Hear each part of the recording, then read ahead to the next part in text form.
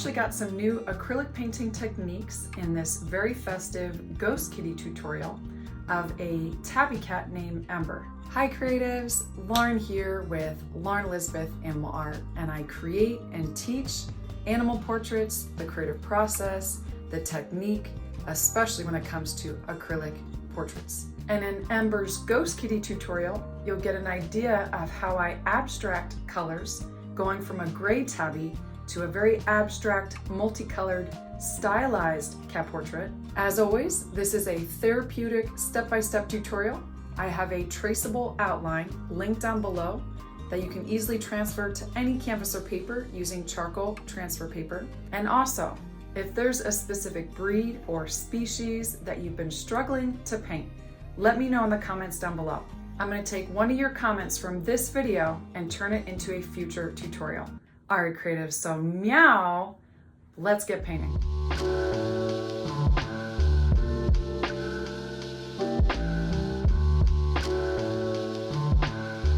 All right, so guess what? Those Arteza variety pack brushes that have been out of stock for ages, the ones I use and love and have on my left here, they're just on back order. They're not being discontinued. Hooray! I'm so excited and very relieved. Many of you have been asking me, but I was able to email them and get this information from them. Now I'm changing things up here a bit using Prussian Blue and Burnt Sienna to work on our background. I'm also adding white, and this is the Fluid Golden Brand Titanium White. That's what I use for white, but then all my other colors are by Master's Touch and Liquitex. And we can't forget orange for the pumpkins. And don't you worry, this pumpkin and moon and star design that we'll be adding that's not in the traceable, we'll be draw painting in with our brushes, and it's extremely doable, very simple, just trust me on this one. Now, a full list of the paint colors are listed down below in the description. I'm gonna grab my palette knife. We're gonna mix up two different versions of like a musty, smoky looking blue. The first one is Prussian Blue with Burnt Sienna, just those two colors. Mix up quite a bit of this in case you have to do touch-ups once we paint in the moon, the stars, and the pumpkin. And all the materials and my most used brands are listed below. And our next background color will just be this color with white. So I'll pick up a bit of the previous color, create a new pile, add white to it, and mix up a decent amount of that too. And then we'll grab our size 10 Arteza angle brush, if you have it. I also recently discovered that the Master's Touch brushes from Hobby Lobby are very similar in size and shape to the Arteza brushes. So that's a great alternative until these Arteza brushes that I have linked down below are back in stock. So let's get our brush clean and damp. We're gonna start with the darkest color, the first one we mixed, and I'm gonna switch off between this one and the lighter version, just back and forth, using these wide, thick, boxy looking brush strokes that I'll leave. I am really not trying to blend it here because you'll see how beautiful these shapely brush strokes will accent those stars and the pumpkin and the moon. Now, the only difference is in this lower right-hand corner, I won't add as many of the lighter color because we have a shadow being created from the pumpkin that we'll be painting in later, which brings up another point. In order to apply the new technique that I'll be showing you soon for the pumpkin, we need this area to the right of the cat to be damp. So like I often say in my tutorials, there's no need to rush, but keep a steady pace. That way we don't take so long that our paint completely dries before adding the pumpkin.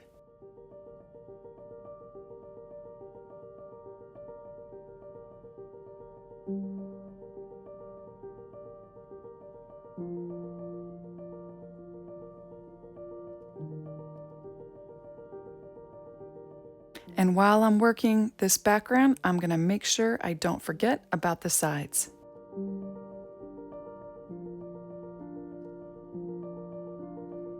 All right, so we're doing our painting warm-up. Let's get our minds and bodies right with 5 deep breaths in through the nose and out through the mouth.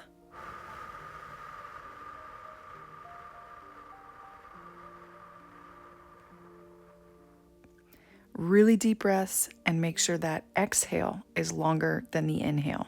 I do this often and off throughout the day when I feel my heart racing, when I feel my stomach just starting to twist and turn, when I start holding my breath, when I listen to things that just make me so worried or anxious or angry. But thankfully, oh, thankfully, we do have things, tools that we can use, like our breath, like creating art, expressing ourselves in a healthy way, or take a 10-minute walk like I love to do to get re-inspired, to get my mind refocused on the truth, not suffocated and drowning from all the insecurities and the lies that just steal my joy. Let this just be that friendly reminder that your art is never a waste. In your art and in your life, progress, not perfection, and you never have to be the best to really serve others in such a profound, unique way.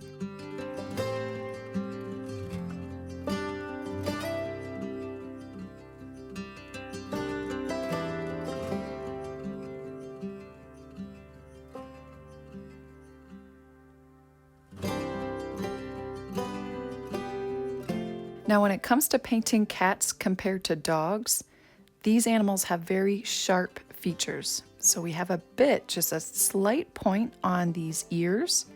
We also have sharp, bold lines around the eyes, those pointy pupils, pointy, petite noses, smaller, petite faces that are a bit flatter, upright, very delicate, thin ears, and last but not least, those long whiskers. Dogs will have whiskers, but they're usually much shorter and not as thick. So with that said, if you're very accustomed to painting dogs, this will be a pleasant change for you, I think. There are different techniques involved, but if you at least know the fundamental techniques using acrylics and you have some practice painting animals, this will be a lot of fun.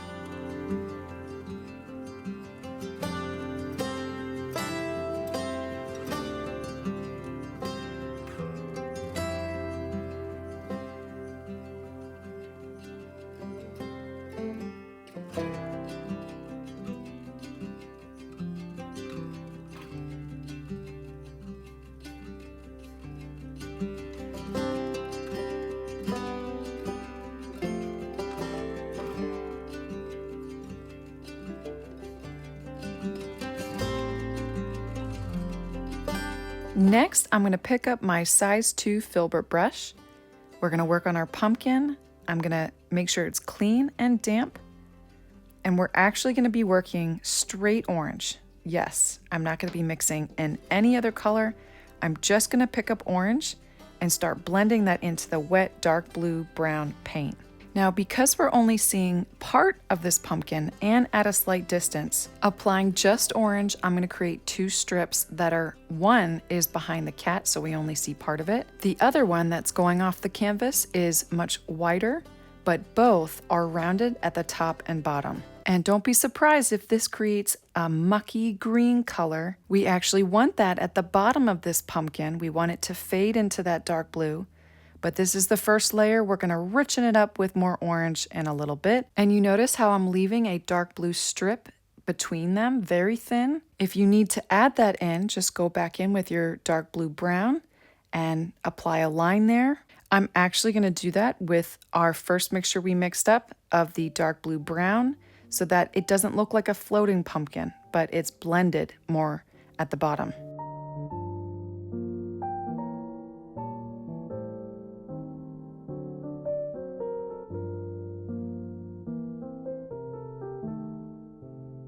Now we use pure orange to paint the pumpkin. I'm going to do that with the stem of the pumpkin.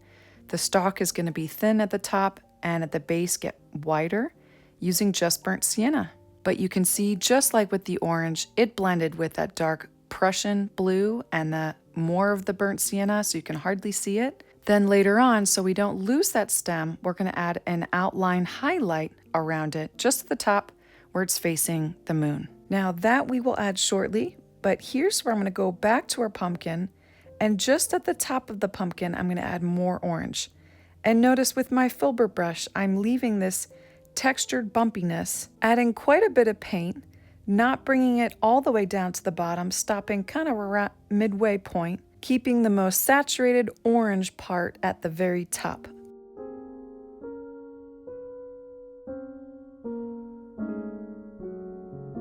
I also don't want to leave out that left side, so I'm going to add the smallest little pumpkin peeking out from behind the cat on the left side with the orange into that damp background color.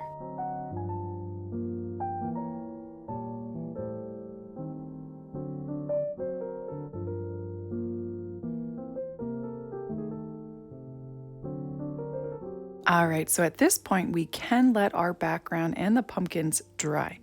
We'll let it dry while we add more colors to our paint palette. I'm going to add violet, yellow ochre, and phthalo blue. Again, that's violet, yellow ochre, and phthalo blue. Now in a moment, we'll be mixing up the colors for the tabby cat stripes, but first I want to make sure that we apply another layer to really brighten up the top of that pumpkin, but this time adding some yellow ochre to our orange. Before we were able to mix that damp brownish blue with the orange, but since we want that to be at least tacky now, we're going to mix up yellow ochre and orange to apply just a beautiful highlight to the top of both pumpkins. Now I'm using my Filbert brush size 2, and instead of thinking of this as filling in an area, try to think of pushing the paint around, only adding one application at a time. This is like the dry brush technique where we apply a bit and then we have it fade with just a little bit amount of paint left on our brush so that the bottom of that pumpkin is not getting much of a highlight at all. Plus, this adds to that bumpy texture and brings a bit more of that spooky mood to this painting.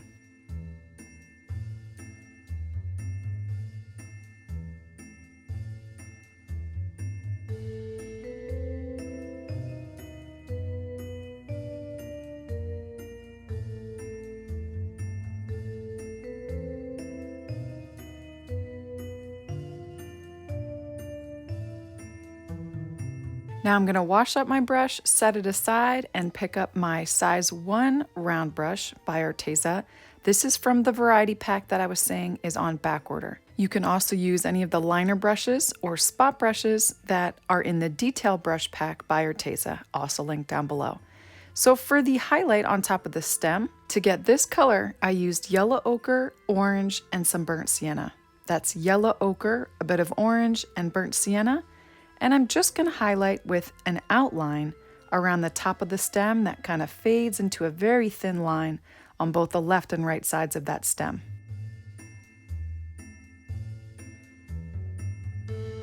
Now next we're going to mix up a light yellow for the moon and the stars. So I'll mix up yellow ochre and white.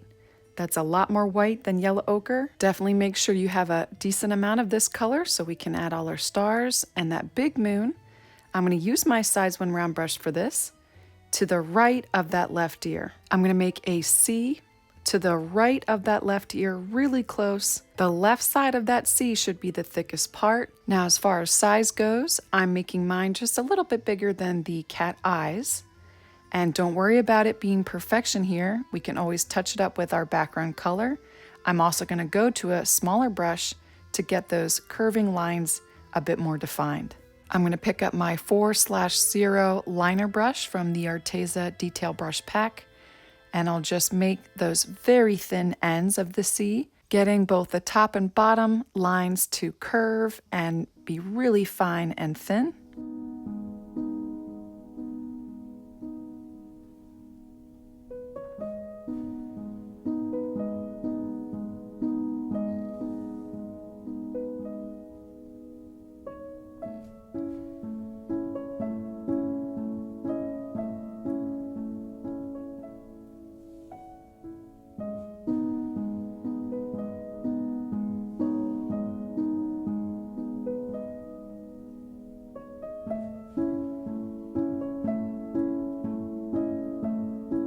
Now get that steady hand ready. We're really going to need it now for these lines, for these tiny stars. Using 2 short lines, same width, same height, I'm going to make an X and then cut a line straight through that X using a 3rd thin line just like the other 2. Now I'll scatter these stars throughout the night sky. Most of them you'll see the full star, but some will be peeking out from behind the cat's ears or behind the pumpkin, however you want. And you know what else you could add? You could add shooting stars, you could add little ghosts, maybe a little witch. You could just use dots for your stars. This is up to you. It's such a treat for me to get emails and messages from you of your renditions of these tutorials. I love seeing them and sharing them. And I also want to point out that we have a public YouTube community group linked down below where you can post your images of these tutorials, your painting progress, all loads of inspiration, insights for other creatives in this community. So that's linked below if you want to join. In total, I'm going to add 8 stars here.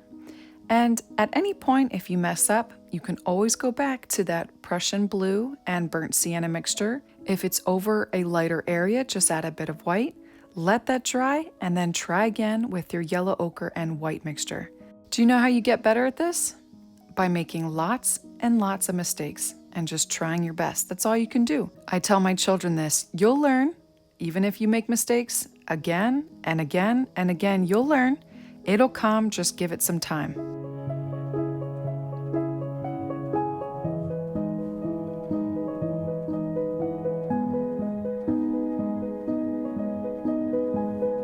Now, everything I paint has some kind of connection to my faith, and I want to share with you the verse behind this painting. John 1 verse 5, "The light shines in the darkness, and the darkness has not overcome it."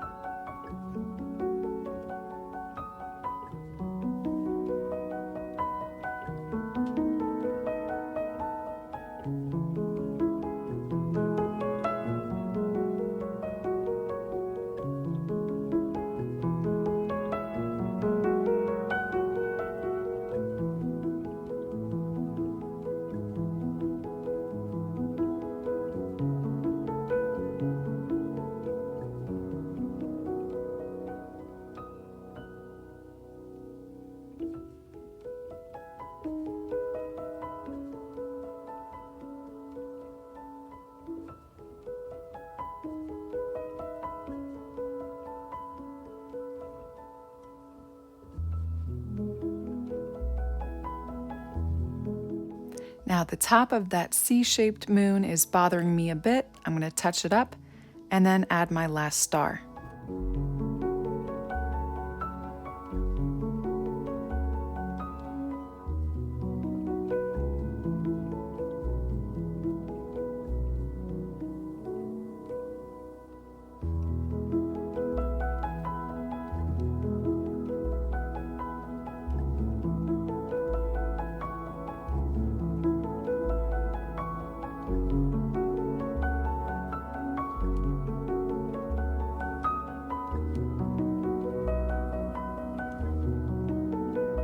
You know, if you can pull it off, sometimes you can add just the tiniest little line coming out from a star that you're not too fond of. That way it doesn't draw too much attention to a dud star, but then other times you just need to go back to that blue-brown mixture, touch it up, or cover it up and try again.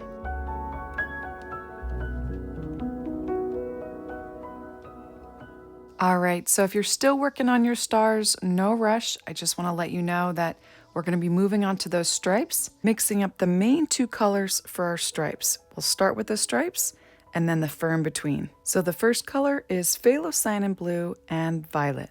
Equal parts, and a lot of it, Phthalo Blue and Violet.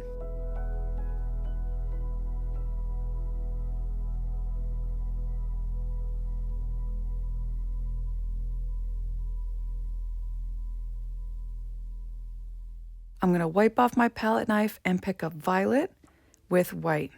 Again, that's violet mixed with white.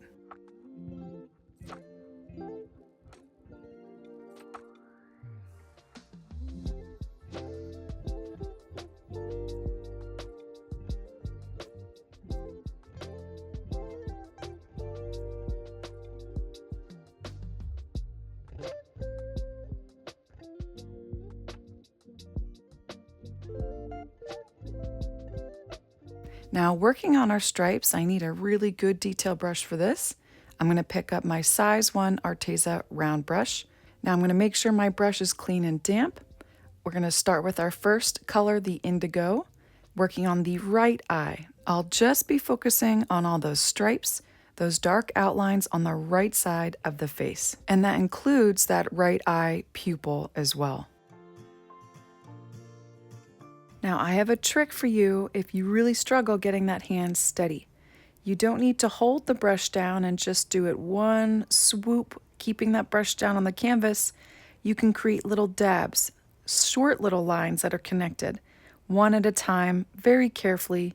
You don't have to try and keep your hand steady that entire time you're creating the line of this border. And you know what? If your line is a little messy, a little untidy, that's no big deal. With acrylics, it's easy to fix those things.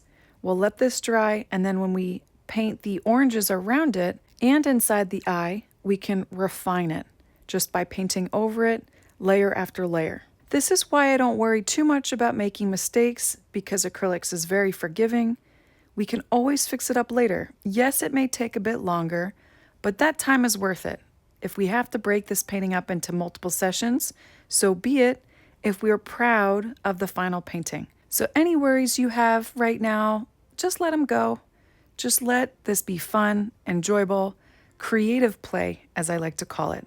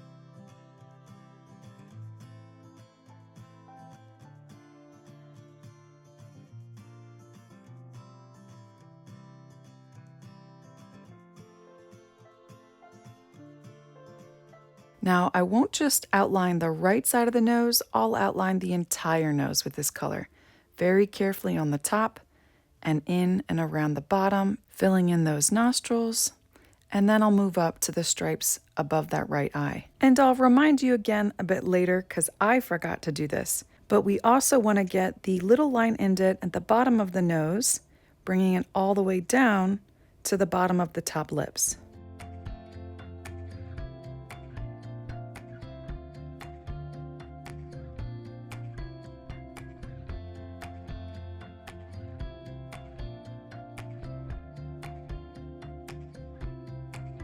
Now you'll notice here I am trying to get a bit of that fur texture. This is short fur sticking straight up, so I'm going to use these vertical lines clustered closely together as I'm filling in these stripes here.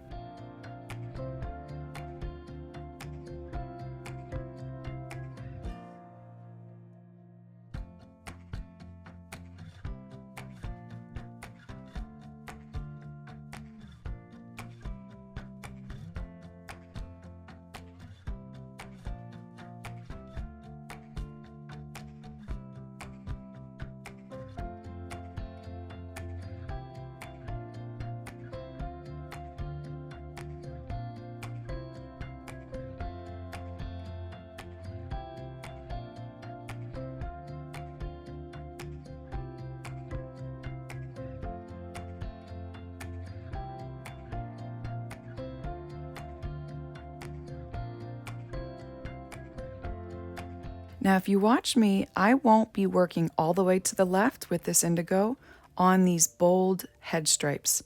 I'll actually just stop in the middle because eventually that left side will be our violet stripes.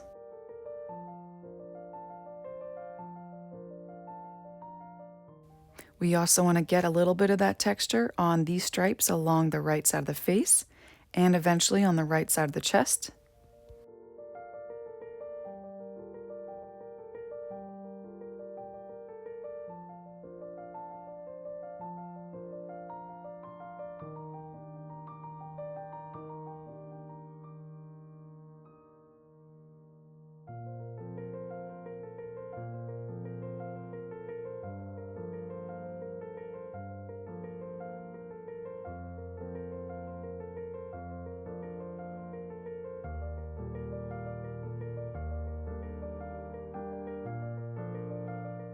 Now I don't want to leave out that indent on the nose that goes all the way down to the lips, in case you haven't added that yet.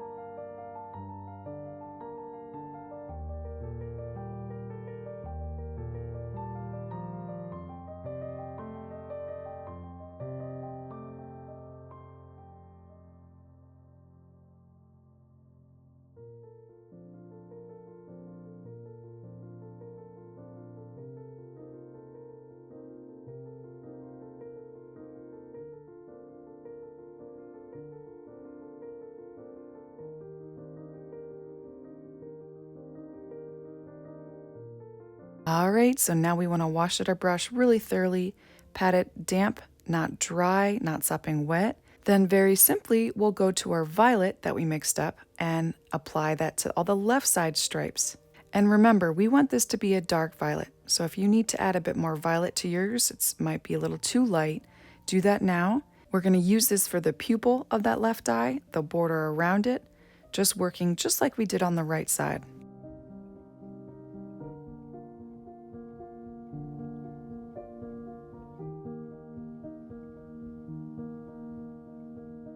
Now you likely didn't know this, but there's quite a bit that goes into these YouTube tutorials before the final painting. These original paintings come after lots of planning, lots of testing, lots of doodling and drawing in my sketchbook. This process is actually how I discovered my own unique artist style. It begins as a small idea or concept that I then feed and develop in my mixed media sketchbook. And then slowly but surely, I build an original painting following my 5-phase creativity system, a very expressive, authentic, but repeatable process that's paired with the rules, the breakable rules of art. Now, if you've been itching to surface your own unique artist style and you want to build your best originals even through those storms of life, in fact, I found that's the best time to do this, I invite you to check out the Original Animal Artists course and monthly challenge. Give it a try for a month and just see for yourself a refreshing new perspective on your art and your artist style. And no matter what the medium, even if you're using pastels or colored pencils or oil paint or acrylics. Now for more details, check out the link down below. But guys, let's get back to Ember the cat.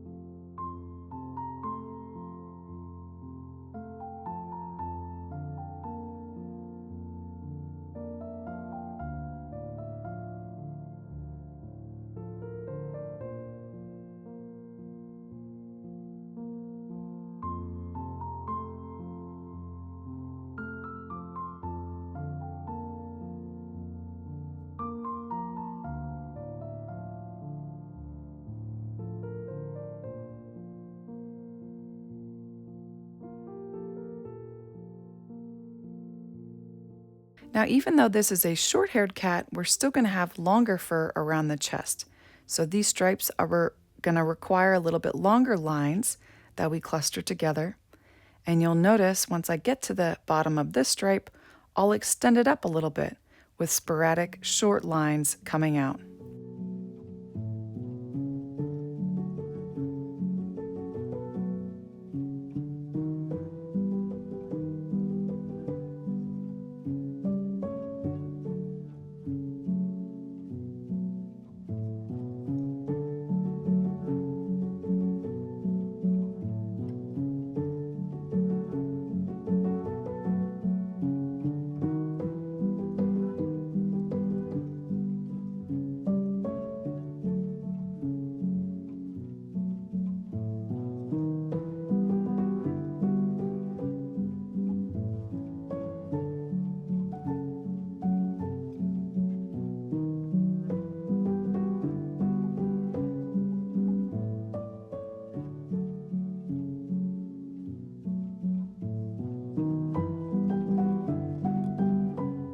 Now, if you haven't already noticed by now, I added in 2 stripes, which are again even longer, even thicker than the previous ones.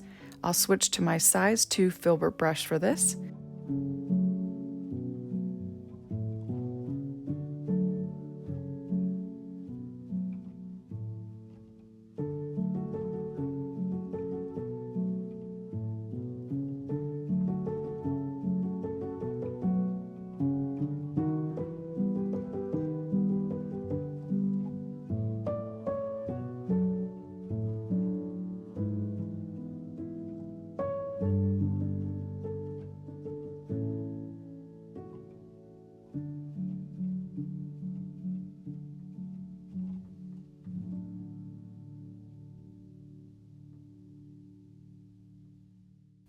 Now I know this is not a stripe, but with my violet, there's still dark fur that comes up the inner ear on the right side, and I'll do that carefully along this line. There's also a bit of darkness and dark fur on the lower left side of this left ear that I'll fill in with this violet, and we'll be doing the same thing with our indigo on the right ear. Okay, so I'm gonna make sure I wash out my brush thoroughly, make sure it's clean and damp, go back to my indigo, and repeat the same thing I just did on the left ear, but instead opposite. I'll go up that line on the left side of the right ear, and then also add that darkness on the lower right side of the right ear.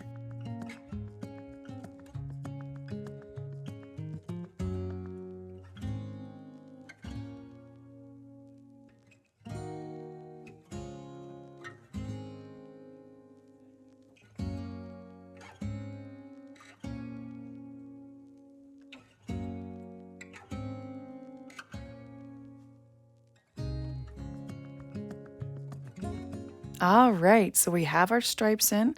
Now we're going to work on the fur around the stripes. Once again, I'm going to pull out my palette knife so we can mix up our next 2 colors, which is going to be a light lavender with lots of white and a small amount of violet, and then also a yellow with lots of white and some yellow ochre. All right, so again in 2 separate piles, violet with white, and then the next pile is yellow ochre and white. These won't be our lightest values. They're going to be between like a medium and light value.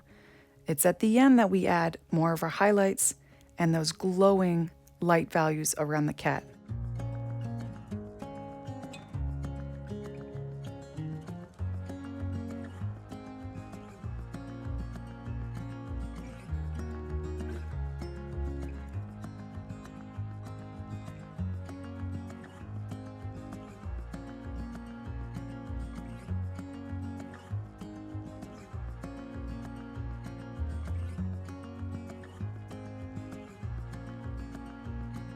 Now to complement those violets, I'm going to use the yellow ochre and white mixture on the left side of the face.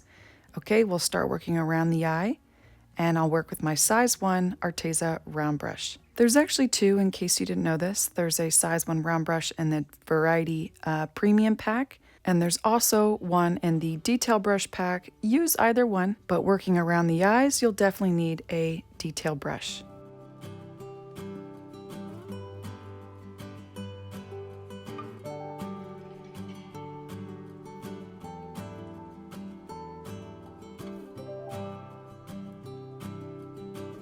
Now it's very easy to leave little white specks of our canvas as we're trying to not go over our stripes. So take your time, do your best, and if you need to go back with this color, make sure you have enough mixed up.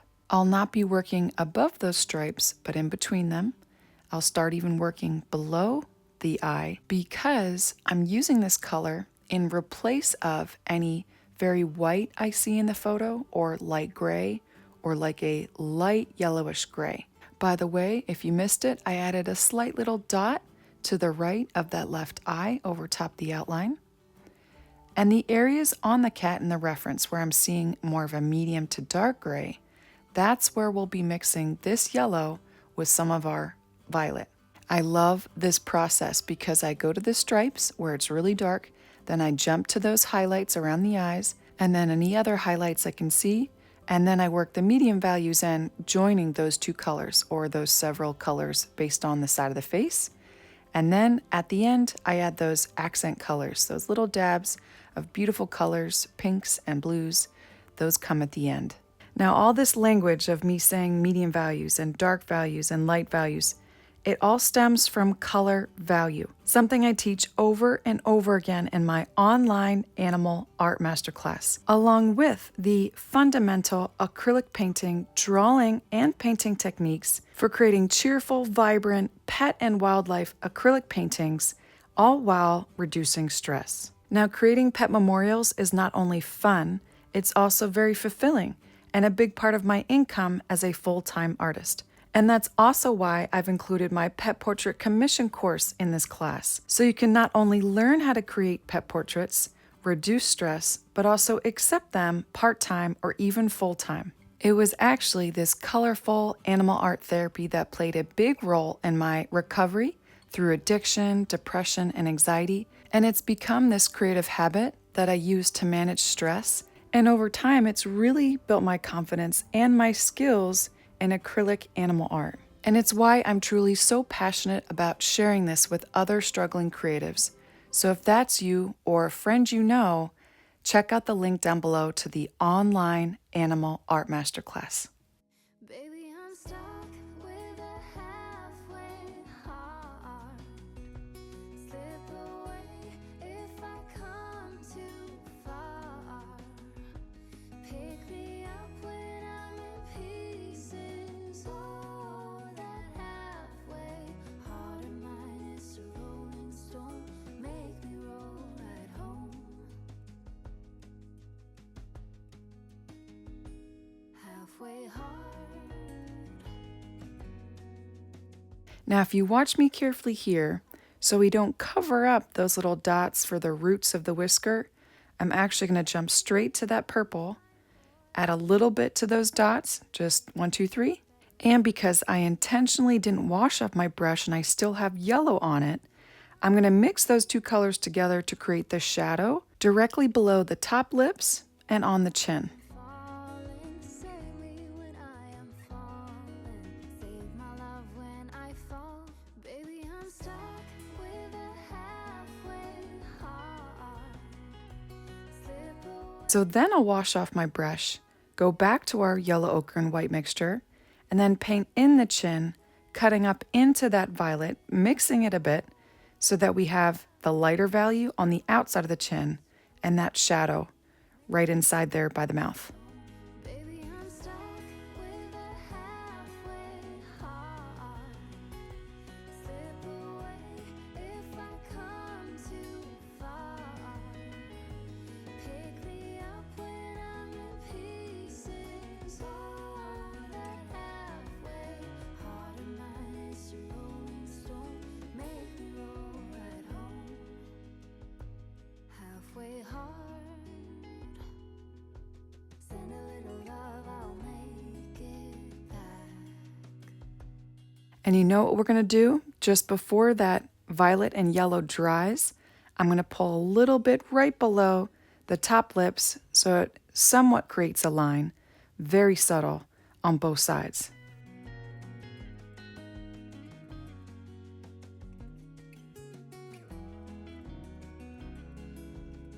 I'm going to make sure my brush is clean and damp. We'll go back to the yellow ochre and white mixture. Again, in the reference, I'm looking for where I see white or a light gray or light yellowish gray. So we still have more of that to the right of that stripe on the left side of the face. And then while that's wet, in this area, we'll then introduce violet and start blending those two colors together while filling in more white to the left of that nose.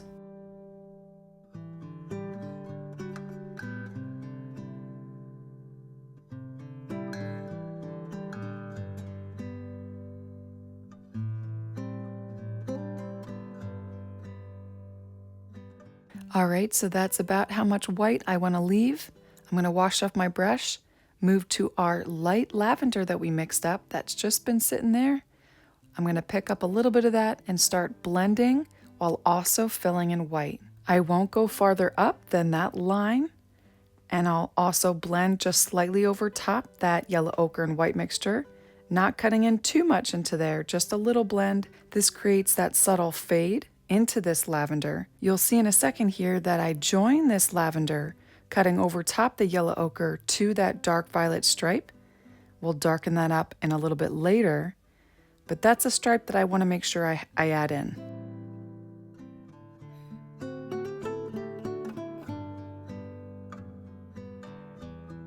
So at an angle, I connect that to that stripe and then work back down again.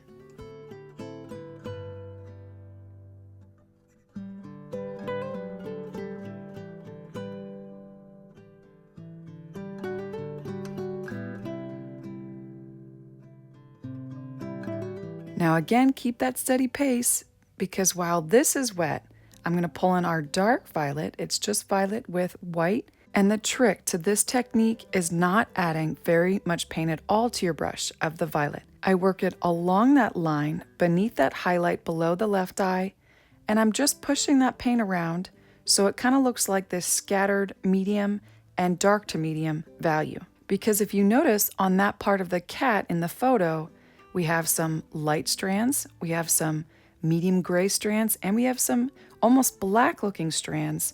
So this is how I'm trying to get that texture.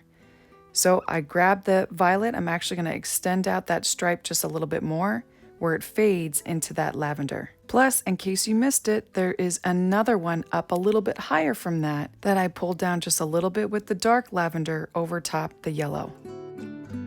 Now, if you're still working, no rush at all. You can even pause or play the button on your screen. I'm going to now mix up the colors for that same area, but now on the right side of the face. I'm going to grab my palette knife for some mixing here. And we're not going to mix up a dark blue. We want to make sure we just add a little bit of these darker dominant colors. Otherwise, you're going to be using lots and lots of white like I did. So just pick up a tiny bit of our indigo, a tiny bit of Phthalo Blue, and lots of white. So again, that's a bit of Phthalo Blue, tiny bit of our mixture of Phthalo Blue and violet, the indigo, with white. Now this is where knowing color value really comes in handy, because what I'm actually trying to do is match this value of this blue to the medium value of the violet that we just painted on the left side of the face. These need to be a medium, slightly dark value, and you develop an eye for that value the more and more you practice going by value instead of matching color. Okay, we're matching the relative lightness or darkness of a color, not the exact color that we're seeing in the reference. That's like the foundation of how I paint. Now you can wash off your palette knife or just grab a paper towel or cloth and wipe it off. It comes off pretty easily. And then I'll mix up a light value orange. So that's a little bit of orange and lots of white. Now we're trying to match the value of the yellow that we applied to the left side of the face. Again, that's orange and white.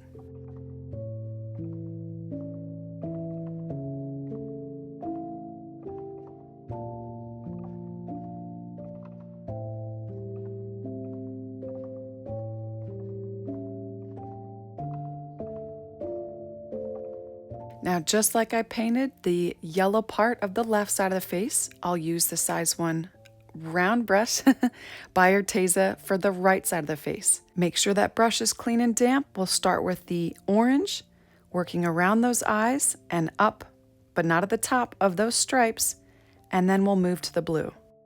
Now, I'll note here that orange is a bit more dominant than yellow ochre, so as you're painting this and it's starting to look a little too dark, just blend in more white. Blend in more white on your canvas and then add more white to your color. If you didn't already know this too, acrylic paint dries darker than what we're seeing the paint when it's wet. It just dries slightly darker. So that's also why we want to make sure this is light and not too dark. All right, so follow along as I apply this light orange on the right side of the face in almost the exact same places as we did on the left side.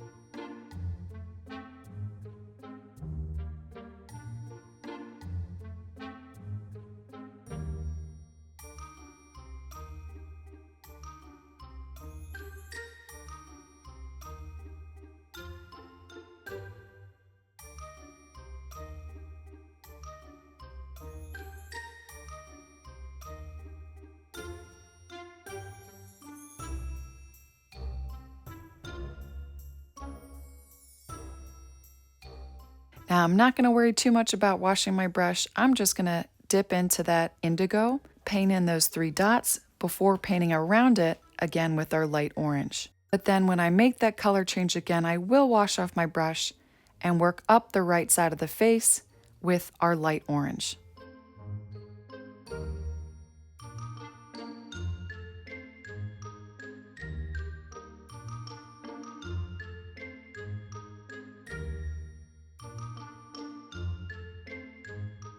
And just a little friendly reminder here, we want this to be damp so that we can do a slight fade with the light blue in the area that we leave white here. And I'm actually going to get ahead of myself here so I can help you not make the same mistake as me. Bring that light orange up a little bit further than I have here. Like we want that up a little bit higher so that I don't have to then go back to my orange and pull it back up again, okay? All right, so I'm going to wash off my brush, head over to the light blue now, and I'll just fill that white area in while slightly cutting over top, blending into that orange.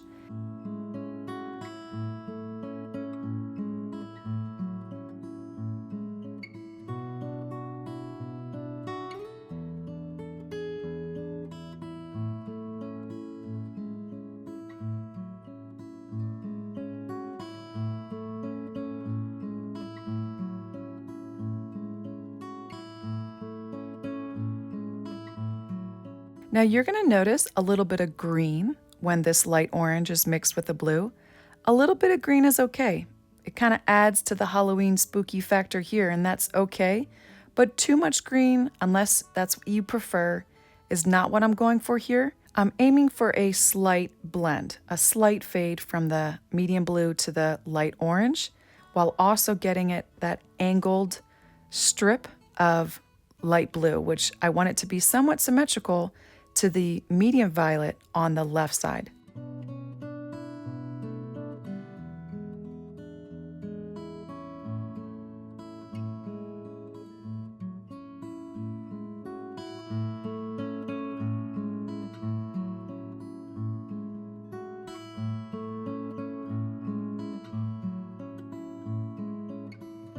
All right, you ready? We're gonna go back to the light orange, working down now on the right side of the face. The trickiness level goes up just a little bit higher here. We're going to be kind of alternating between our light blue, or the medium blue rather, and the light orange. So you'll see I leave intentional gaps of white that will then go to our medium blue to blend in with the orange.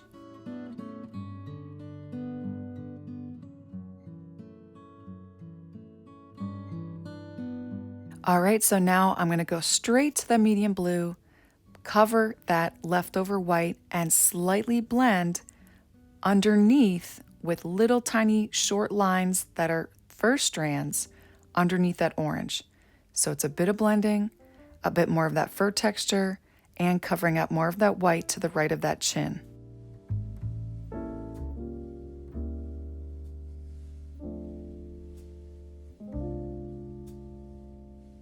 I'm going to wash off my brush, do the same thing on the left side now.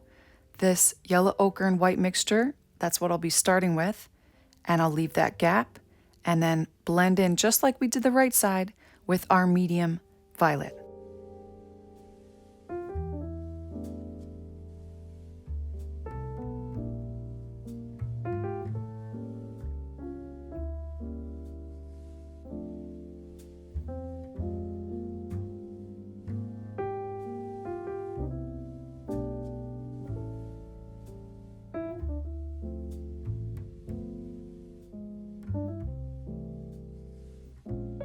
I would definitely say this lavender is a little too light in value.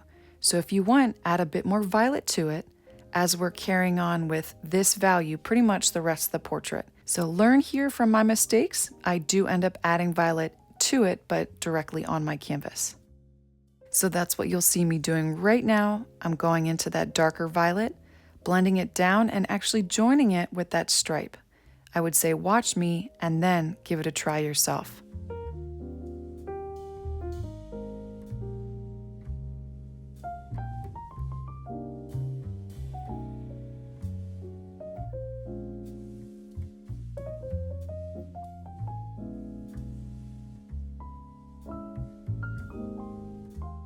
Now with a very thin line, I join it with the blue on the right side, and then I go back up right below where I have a little bit of white left, right next to that stripe on the left side of the face.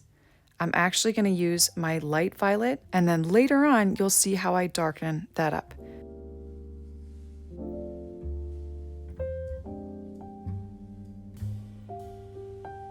Now right here around the chin, this light violet and dark violet I want to blend. I'm just going to pick up a tiny bit of violet and blend that area together.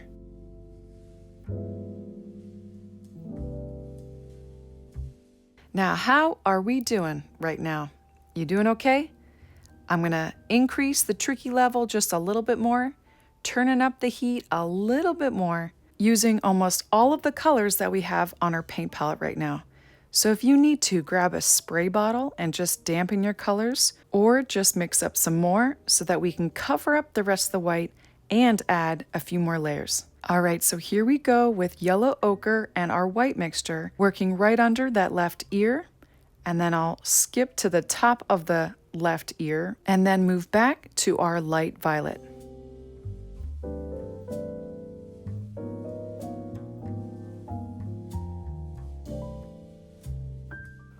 All right, so with my yellow ochre and white mixture, I'm going to fill in this gap of white between that moon and our background and that line of dark violet.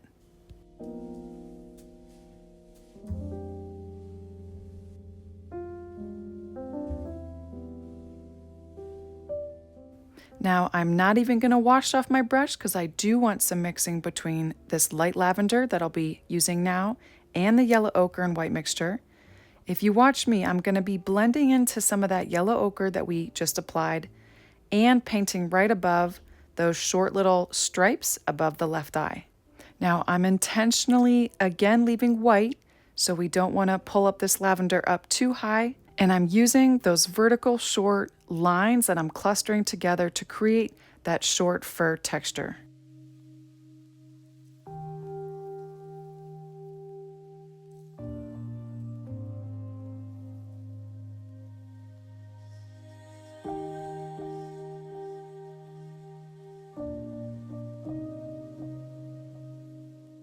All right, so I'm gonna grab some dark violet, and with a mix of just placing lines and a little bit of blending, I'll be darkening up this light violet area at the top, still leaving some white. I'm trying to get that patchy fur where it's the light strands and the dark gray strands, but instead doing that with our lavender and our dark violet.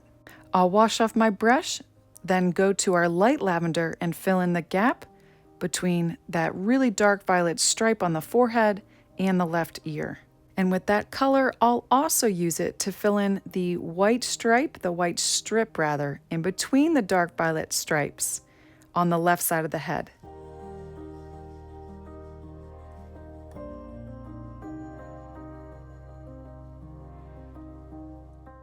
Then before the top left of the head dries completely, I'm going to go straight into our yellow, ochre, and white mixture and fill in that bit of white, blending it also into that lavender right at the bottom of the ear.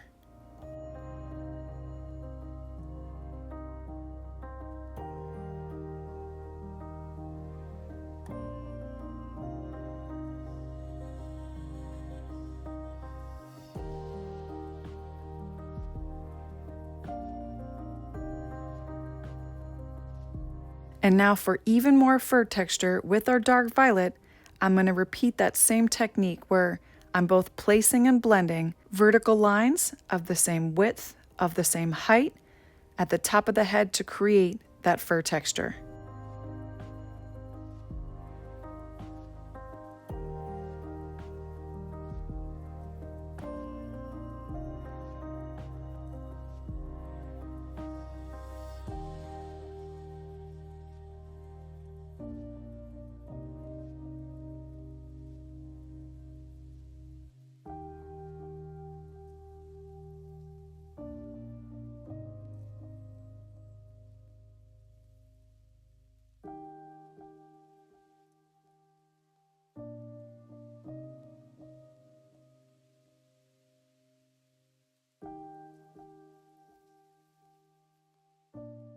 Now that dark shadow in the lower part of the left ear, I'm just going to add a bit more of the dark violet in that area, and then also add a bit more fur texture, maybe even needing to go back to our light lavender to add that because your paint might be dry by now. I'll also do that below the left eye now, over top the purple area. The only change here is the height of these lines are much shorter, delicate area of the face. They're angled lines too. And I'm not bringing them all the way down into the yellow, ochre, and white mixture. I'm just working mostly along that line and to the left of the bridge of the nose. All right, so we're gonna wash out our brushes, move to our orange and white mixture. I'm gonna start with that color first, doing something just slightly different here. And we're gonna work on the top of the head, along the white strip that we have left on the center of the head, and then I'll move down to the lower top right of the face.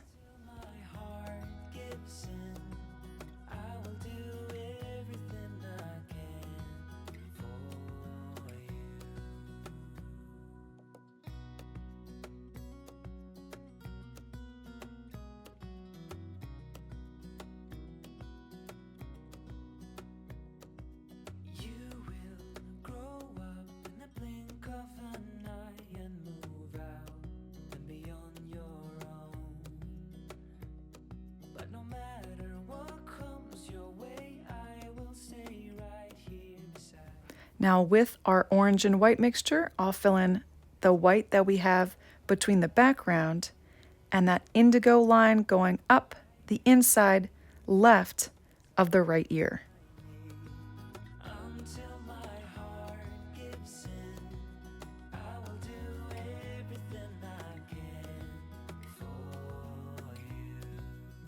All right, creatives, let's wash out our brushes again. We're going to move to our light blue, more of the medium blue mixture, fill in majority of the white that we have on this right side of the face, but make sure you watch where I place it because at some point we're going to add more white to this blue, just where it joins with the yellow. Again, clustering those lines.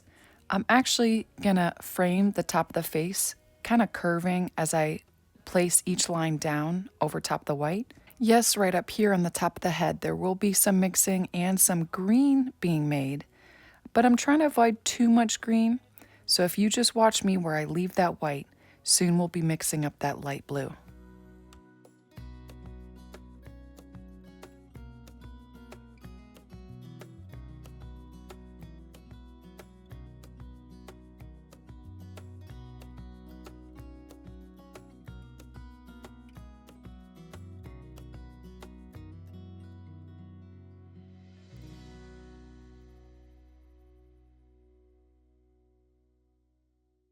And I'll reach these lines just to where we have that stripe, that indigo stripe. Then I'll pull some white straight into that medium blue, and those two gaps of white that we have left, not the one directly below the ear, but those two gaps on the head, I'll fill in with this light blue. Dreaming of a time when I get things right. Lost in the shadows of a million stars. Shouldn't they enlighten my near and far? Shouldn't they at all just tell me where you are? Send a prayer if I'm out of luck. Send a little love and I'll make it back. Now I'm going to pull from the medium blue this time, pulling that up a little bit more right below the bottom of that right ear. Then jump into that orange, yep, some green here, and then add little short hairs there. Slip away if Now we're going to jump to our indigo mixture. If yours is dried, it's equal parts phthalo blue and violet. And we're going to start adding this darker blue, just like we did on the left side of the top of the head. We're going to create that textured dark and light fur. All right, so I know that was all kind of fast, so I'll give you just a little bit to catch up if you're kind of behind. And then we'll get started on the bridge of the nose. We've got lots of white to cover up there. sing to me if I lose my voice. Set a better route if I lose my course. Count on my company and All right, creatives, so back to our size 1 Arteza round brush and our light violet. I'm just going to work below those head stripes along the far left side all the way to the center with this light violet along the bridge of the nose. slip away if I come too far. Pick me up when I'm in pieces. Oh, that halfway heart of mine is to roll. Now for this part here, I recommend you watch first and then try it. I'm going to use my dark violet right below those head stripes, coming down the center where I've just covered it with the lavender, not all the way down, just about an inch, and then to the right of that yellow ochre and white strip that we have around the left eye, just really short line that I'll trail down that traceable line that we had there. And then you can see I'm doing some blending with the dark violet and the light violet at an angle. This is really important. If you notice on the bridge of the nose, the fur is angled towards the center on the bridge of the nose on the left side of it, and then on the right side, it's angled the opposite way towards the center on the right side of the bridge of the nose. So we'll do that exact same thing with the medium blue now on the right side of the bridge of the nose, and then we'll add some of our indigo to darken it up.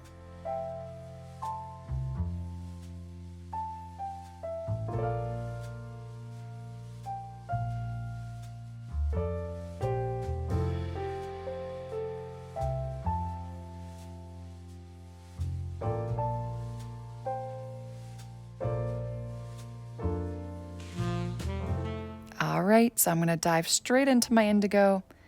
We're going to just pick up a little bit of it, work right below those head stripes. And again, the direction that fur is going in the opposite direction as the dark violet that we applied on the left side.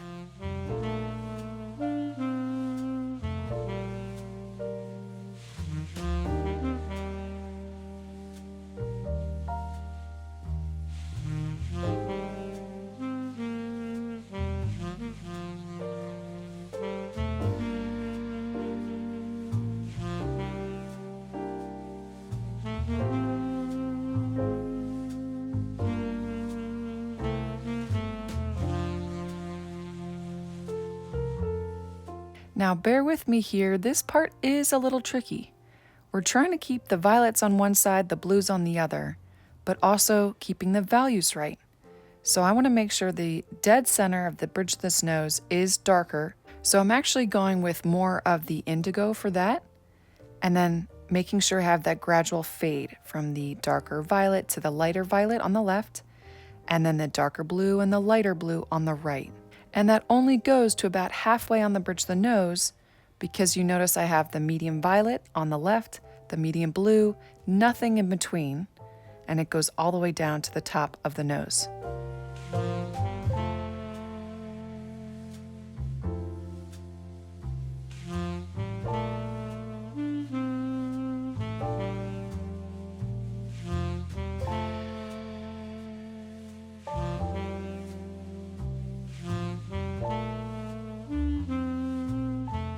All right, so I'm going to go back to the right side of the top of the head, to the right of those head stripes, mix up a light blue with our medium blue and added white.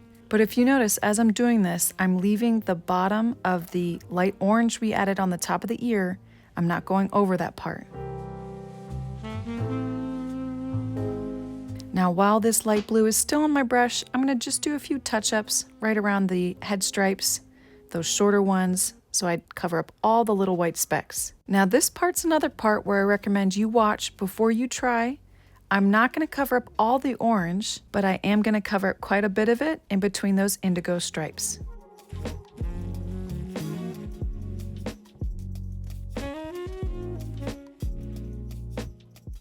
All right, so one more time I'm going to add that darkness, that patchy darkness on the left and right side of the head.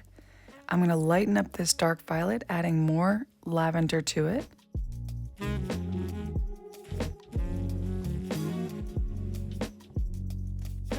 Doing the same thing right below the right ear on the right side, I'll lighten up the dark indigo with some of our light blue.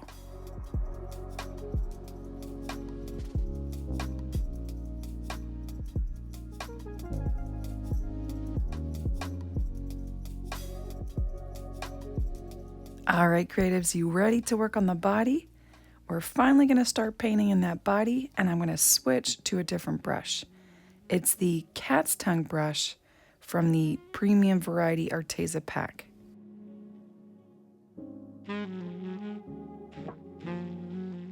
So with a clean, damp cat's tongue brush and our yellow ochre and white mixture, working mostly in between the left side violet stripes, but a little bit on the right, I'm going to add rows of this that, as you can see, doesn't fully cover up the gaps between stripes.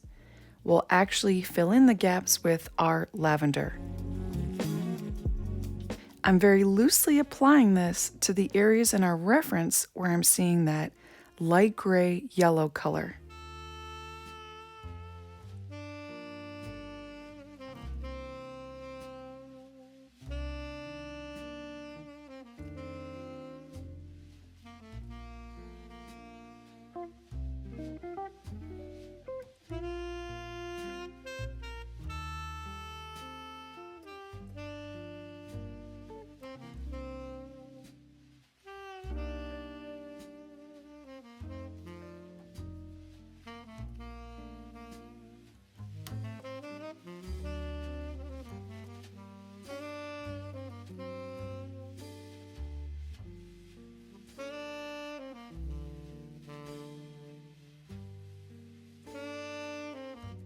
All right, so here I go working with the light lavender now.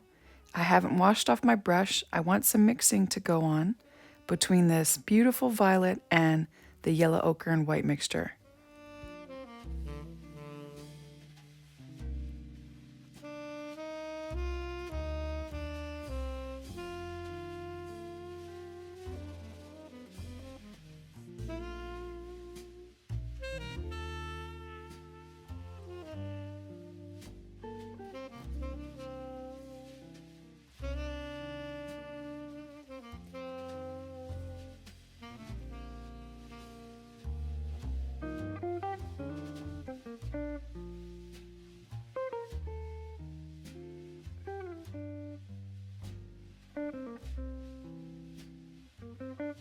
All right, so you know how I added in stripes on the body?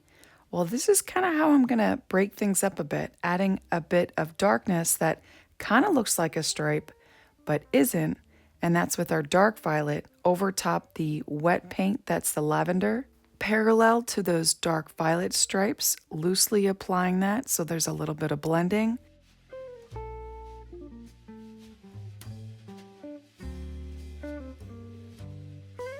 And once again, without washing my brush off, I'm going to jump straight into the yellow ochre mixture again, mixed with some of that dark violet on my brush, and I'll fill in the bottom.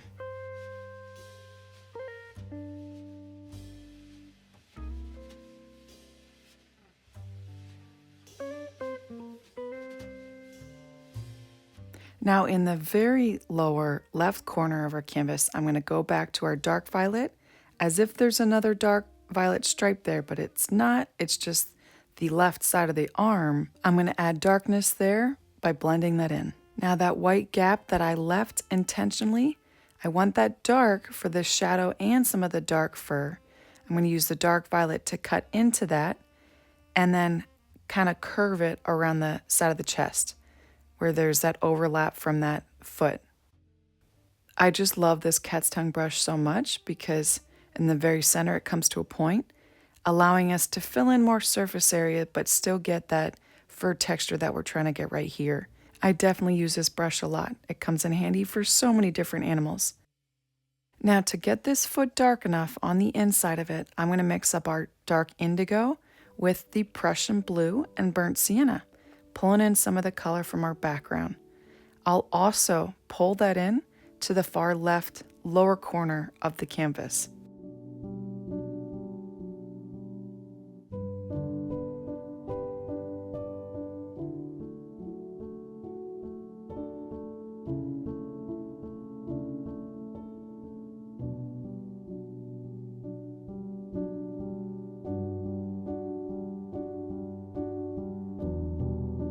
All right, so wash out your brushes thoroughly. We're going to move to our medium blue, filling in a lot of the white that we have left over on the chest, but I'll start with that foot.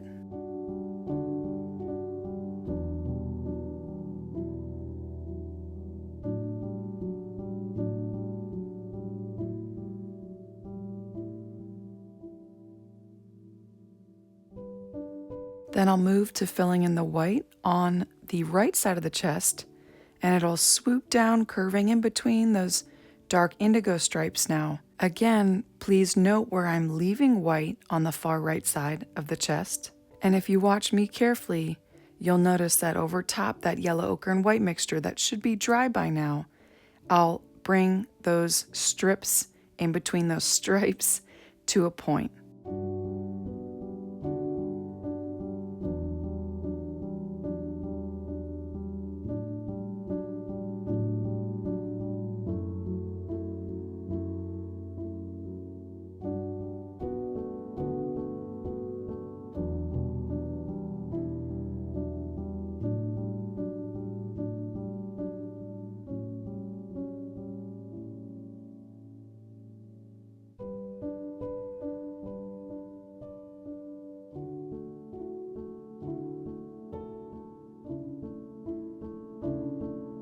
All right, so I'm gonna switch to my size 1 liner brush.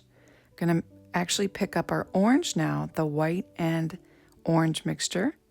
Fill in the little bit of white that I left, plus going over some of our blue. There will be some green as I apply this over top the medium blue, and we'll also add some to that foot.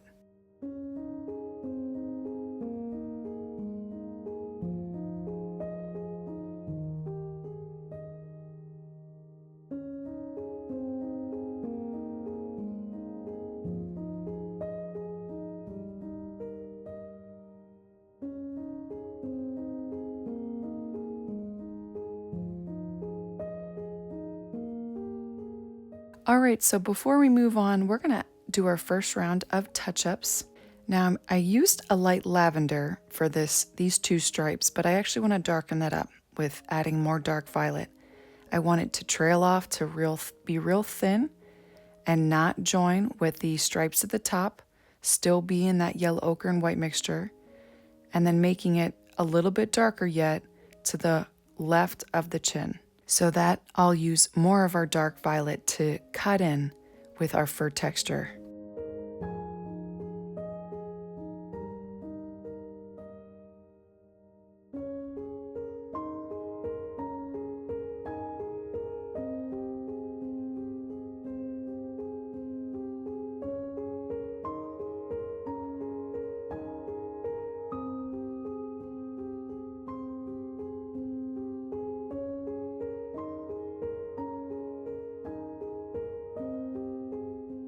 I'm going to wash off my liner brush, and I spotted the issue for this far left side of the face. We're going to add some light violet here, right in front of those dark violet stripes.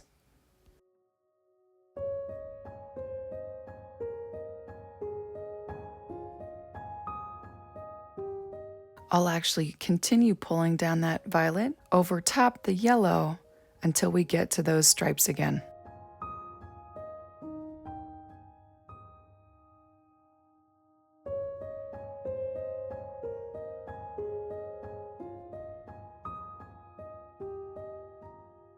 Then what I'm going to carefully do with the light violet with my size 1 liner brush is separate those stripes with the lavender in between, bringing that violet down a bit more right above that dark violet stripe.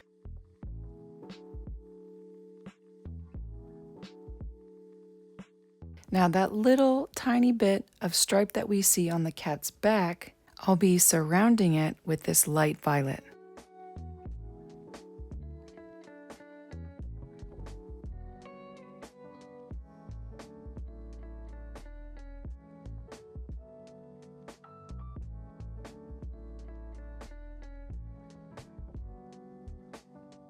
All right, so let's move to those ears now. I'm gonna use my size 1 liner brush with light lavender and just outline the inside far left of the left ear.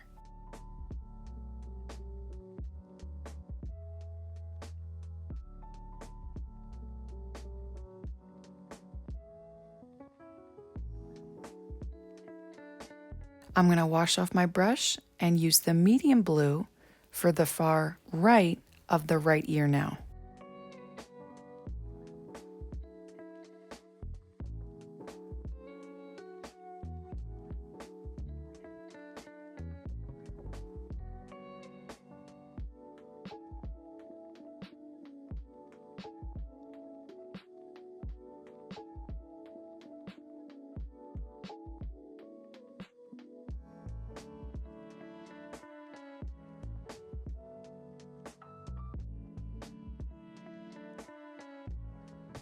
Oh, I'm so excited. We're going to be adding another color to our paint palette that we haven't used yet. One of my favorite colors, and that's Fluorescent Pink by Liquid X. I'm actually going to be mixing that with some of our light violet. We'll be working on the far left side of the inner left ear. Again, that's our Fluorescent Pink with our light violet.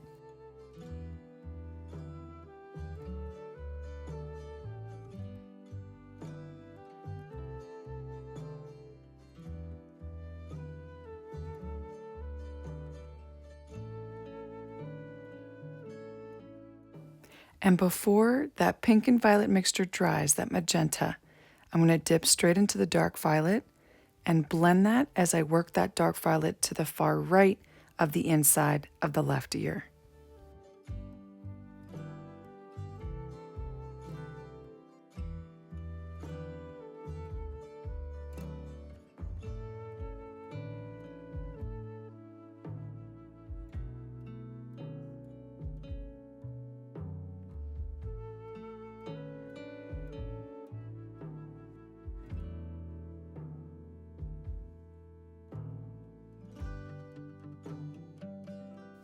Now I'm actually going to blend it at a slight angle so that the lower left corner on the inside of the left ear is a bit darker.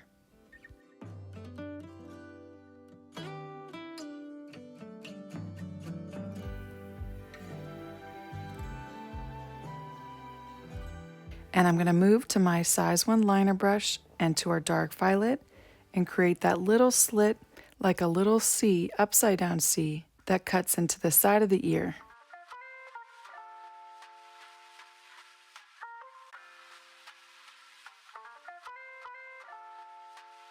Now I'm going to go back to my dark violet, making the far right side of the left ear darker.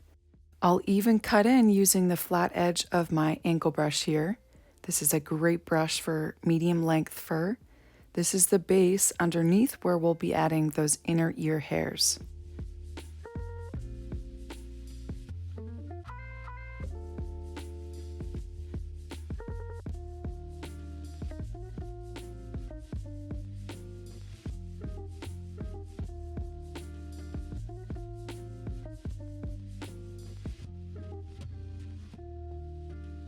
Now let's wash out our brushes. We're going to do the same thing on the right ear, starting with our light orange. That's our white and orange mixture. I'm actually going to add a bit more orange to that, making it a bit darker. And I'm going to start on the right side of the right ear first, and then work in the medium blue.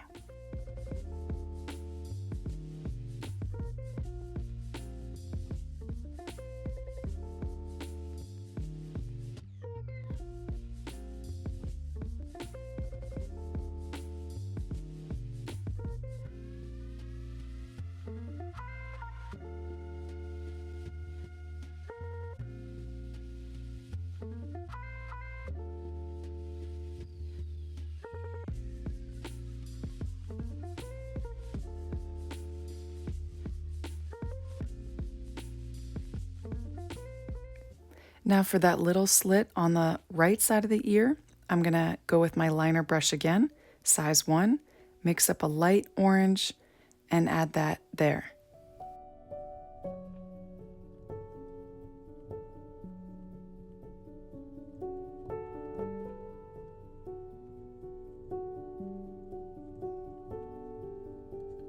Now just like we did with our dark violet over top the far right side of the left ear, on the far left side of the left ear, I'll be creating that same kind of fur texture, cutting into that medium blue with the dark indigo.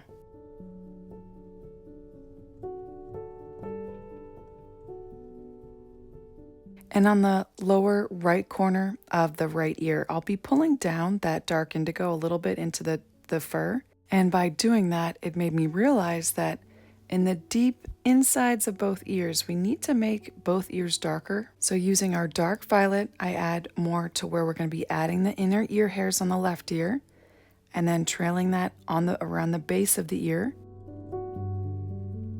And then the exact same thing on the right inner ear using our indigo.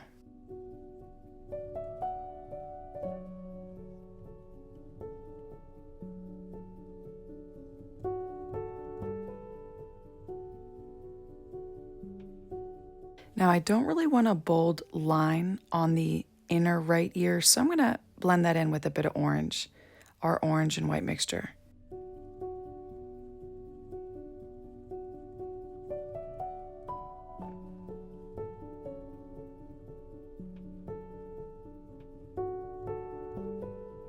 I'll also add a tiny bit more of white to the violet to smooth out the inner left ear too.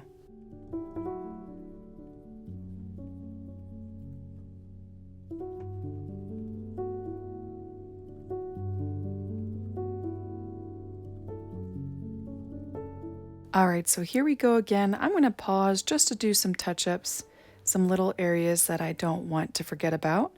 I'm going to mix up our background color with the Prussian Blue and Burnt Sienna.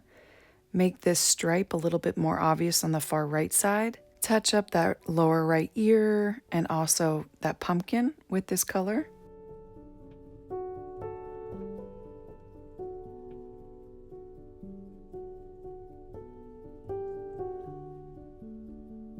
And while I have this color mixed up, I'm going to mix in some medium blue with it. So that's Prussian Blue, Burnt Sienna, and medium blue.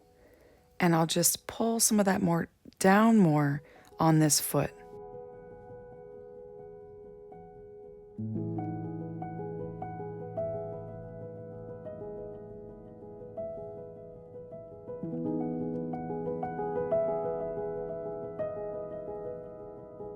All right, creatives, let's finally paint in that nose. Using the smallest amount of this background color, I'll mix in more burnt sienna, more white, and fluorescent pink. Okay, so that's a little bit of our Prussian blue and burnt sienna with more burnt sienna, fluorescent pink, and white. So carefully around that indent, I'm gonna use this to paint in the entire nose with my size 1 round brush.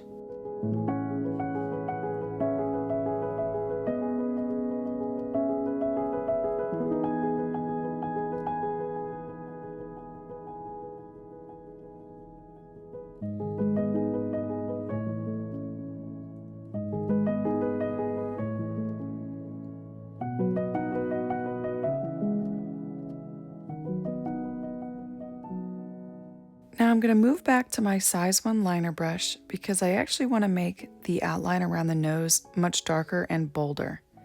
I'm going to use our background color of burnt sienna and Prussian blue and carefully fill in those nostrils again and outline the nose.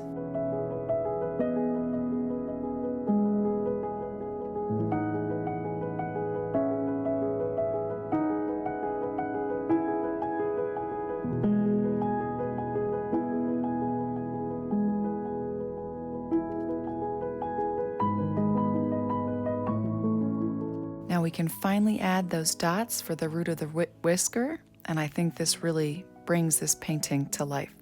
I'm going to lighten up the dark violet just a little bit, and very carefully with very small little dots in rows, I'm going to work from top down. I'm going to create 3 rows total, so including those dark dots that we already have above, but using a little bit wider gaps between these dots compared to those much darker dots at the top that we already have. I'll do this exact same thing, symmetrical, and it'll be with the medium blue and the indigo on the opposite side.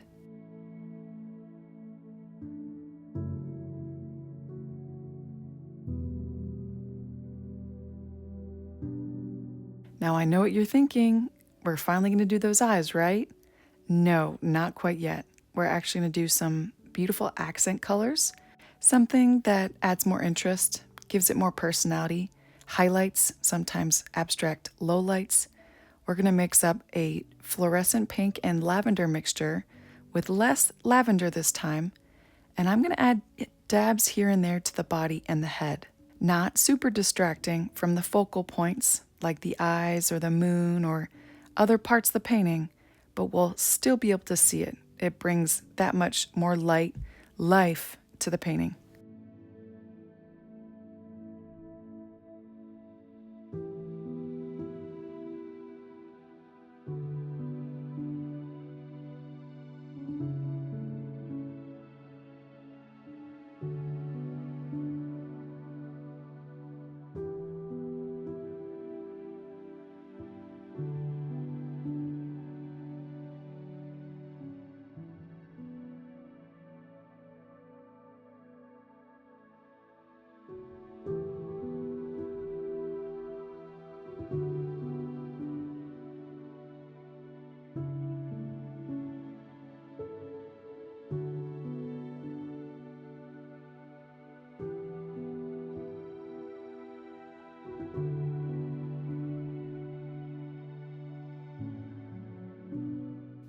Now I'm going to bring down some of that dark brown blue in the lower left corner of this painting with some dark violet.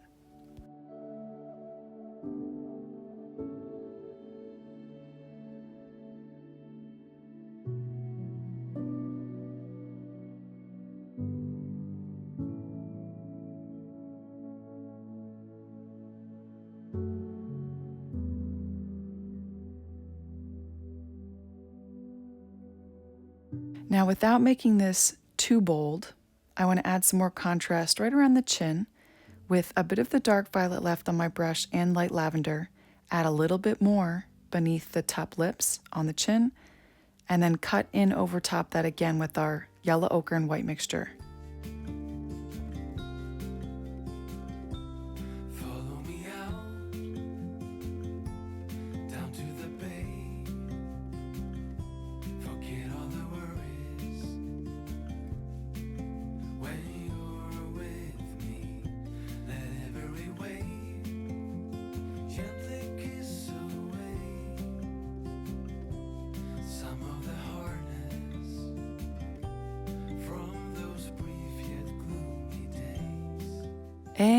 for those eyes. Here we go. I'm going to wash off my size 1 liner brush, go to our orange mixture, add some more orange to that. I want this to be more of a medium value orange. That's what I like to start off with the eyes. Then I can easily adjust the lights and the darks while it's wet.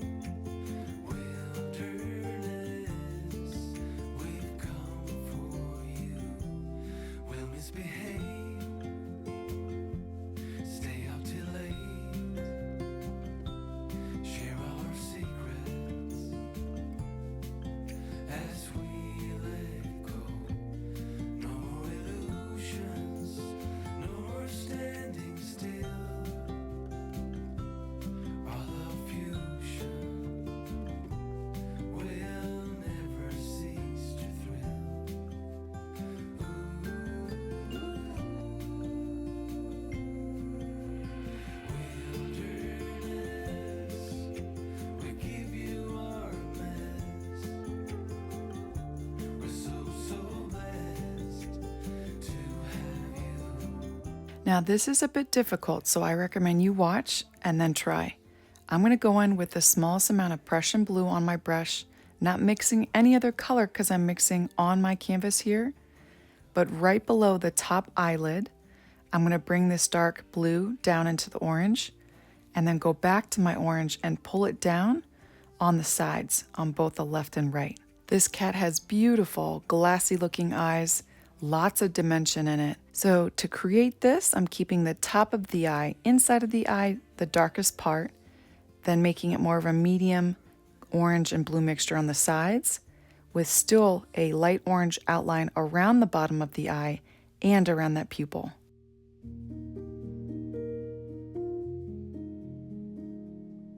Now the same color we mixed up for that left side of the left ear, the fluorescent pink and lavender, I'm going to use that for the left eye. Again, a medium value, not too light, not too dark. Add some more fluorescent pink if you need to. And then for the darkness that we added, just like we did with the dark blue with the orange, we'll use dark violet.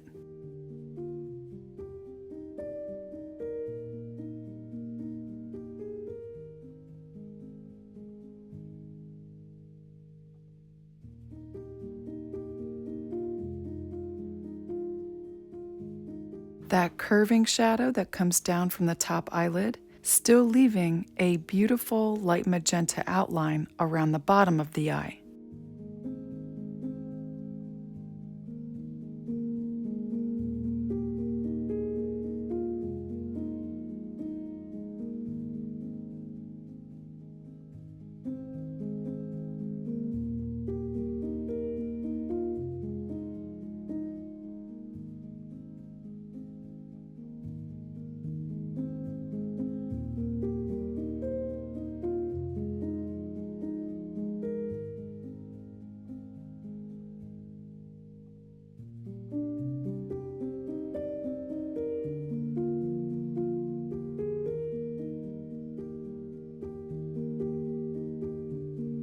Now with a medium violet, okay, so adding a bit of white to our dark violet, not too light and not too dark. Where that pink mixture meets the light lavender, I want to separate that with this violet.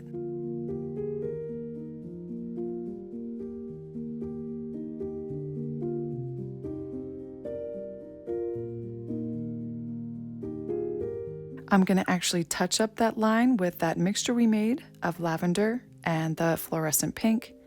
Just thin it out a little bit at the end, and also do some touch-ups to that left eye. Now shortly, we're going to be adding those light eye highlights soon, but before we do that, we need to make sure that the medium values are done, those shadows are in. So let's do touch-ups now to both eyes, and then we'll add those highlights.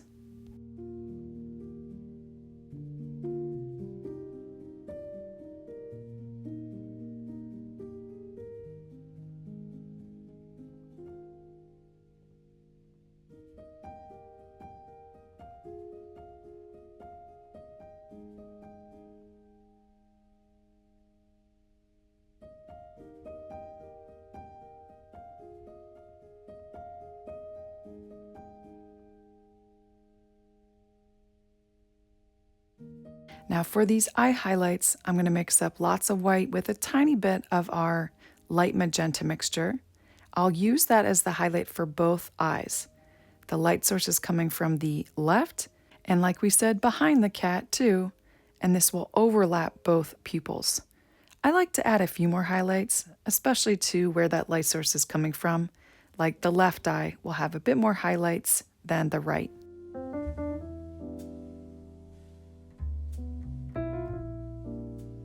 Now at this point in the process, make sure you step back, see the big picture, see what your painting needs.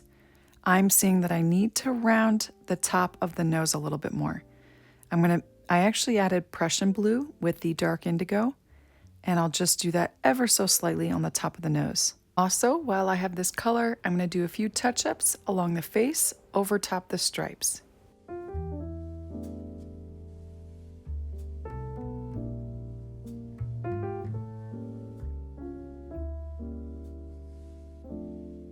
Now what I'm going to do next is lighten up the dark indigo with just a bit of our blue, our lighter blue, and I'm going to just add the smallest little separation between this orange part of the right ear and the light blue part of the head.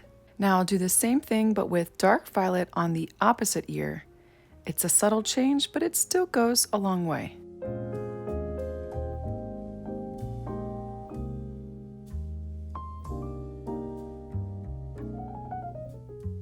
Now I definitely left some little white specks on the right side of the cat's chest and down in that area. So I'm going to go with orange this time. This is the light orange with the white and the orange. I'm not only going to cover up those white specks, but I'm going to extend that yellow because this is the same value as that yellow ochre and white mixture. Now because we have all our white covered up pretty much by now, I'm doing lots of dabs, just small little touches with my brush. With just a small amount of orange right around here on the chest, I want to pull out that blue with this light orange.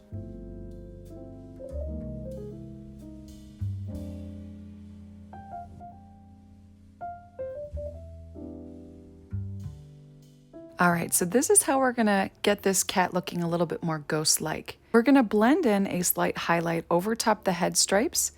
On the left side, it's gonna be a violet that's just slightly lighter than what's there right now over top those stripes. So what I'm gonna do with more small dabs, I mixed up violet with some of the lavender and not too light nor not too dark. I'm gonna blend that, fade that into the dark violet on the left side of those head stripes. And then with my dark indigo with some of the light blue, I mix that up again, just a slightly lighter value than what we have there on the right side of the head stripes.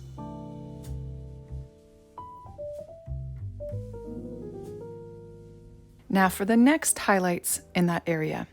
Over top those head stripes, but on the right side, I'm going to use our lighter blue.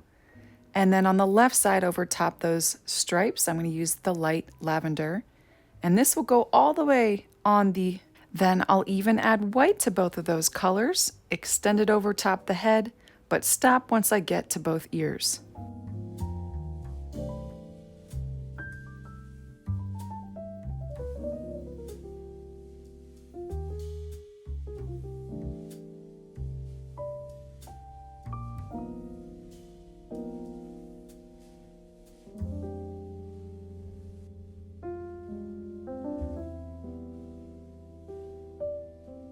Now around the lower part of the face, starting with the right side, I'm going to go to our medium blue.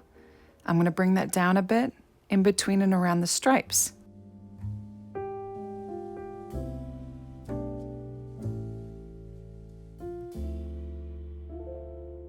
Then I'll wash off my brush, move to the lavender, and add a bit more of the lavender on the left side over top some of our yellow mixture.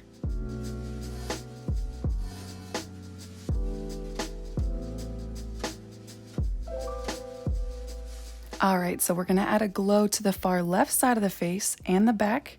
I'm gonna lighten up a bit of the yellow ochre and white mixture with more white and just carefully add a line around the left side of the face and on the back. Now, once you're done that, we're gonna do the same thing on the right side of the chest, like on that right shoulder with our orange and white with added white to it. We wanna lighten that up Now, as you can see, I'm not bringing that highlight all the way down, but I am adding it to the top of that foot. All right, so let's add an added highlight to the top border on the right ear. That's with our orange and white that we just used. Then we'll do that exact same thing, guys, with a light version of our yellow ochre and white on the opposite ear.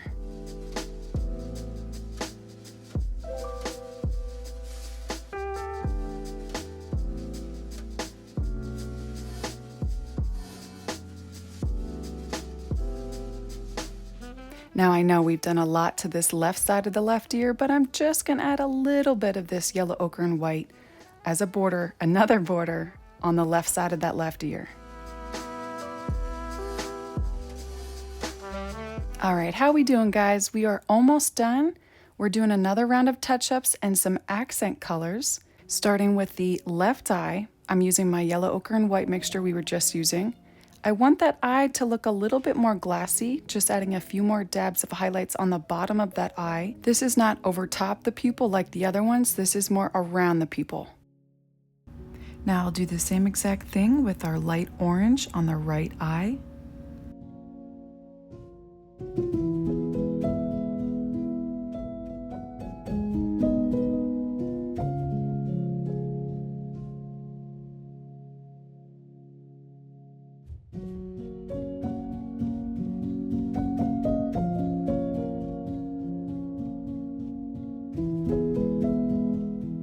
Now I'm going to extend up some of that medium blue on the right of the neck.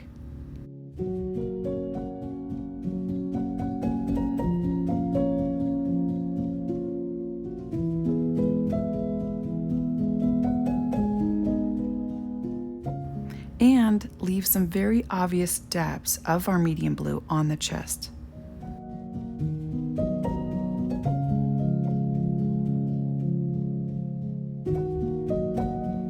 I'm going to wash up my brush, and with our yellow ochre and white, I'm going to add some more accent colors of the light yellow in between those dark violet stripes, layered over top some of the medium violet in the middle.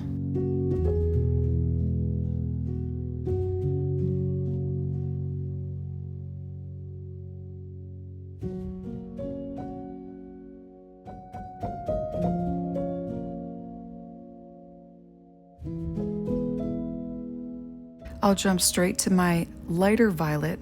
I actually recommend you darken it up just a smidgen with violet and join it with that stripe on the left side of the face. Just a little bit, tiny bit darker than I have it.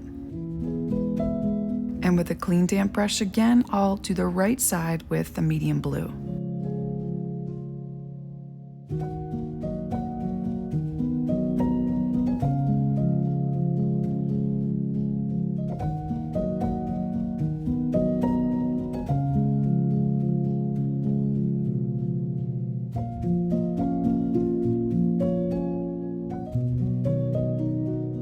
I'll wash off my brush once more, go to our light orange, our orange and white mixture, and just bring out that little slit on the right ear a little bit further with that highlight.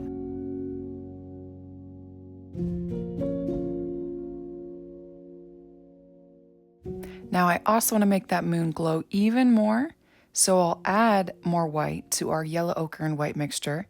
Use this to add a second layer to the moon and to do some refinement at the same time. Just be careful as you're doing this that you don't accidentally cut into that left ear. Now it's actually that reason why I decided later to move the moon up and to the right a little bit, so that it wasn't just sitting on top of that left ear. And if you missed that, I actually moved to my size 1 round brush just because it gave me a little bit more control over painting this moon.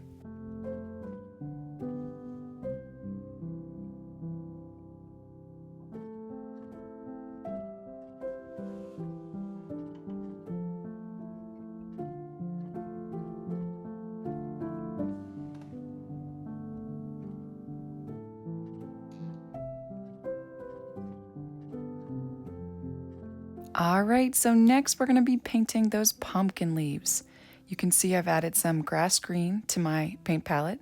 I'm mixing it with yellow ochre, And if you watch me, I'm going to create some funky looking pumpkin leaves. And this is using my size 2 Filbert brush. Watch me first as I create what looks like a 3-pointed leaf with the center being the longest and thickest part. But then out at the bottom of those on both sides, on the left and right, I'll create 2 more points. Now this is going to be the only leaf that we see the full leaf. The other 2 leaves will kind of be sticking out from the side of the canvas. So if you watch me, it'll just be a very small portion of that leaf.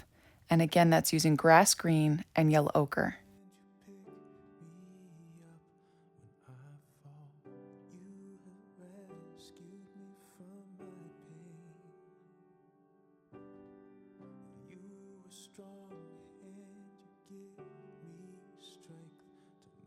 Now I'm actually going to use my size 1 liner brush with that grass green and yellow ochre mixture to create the stem of the first leaf we created.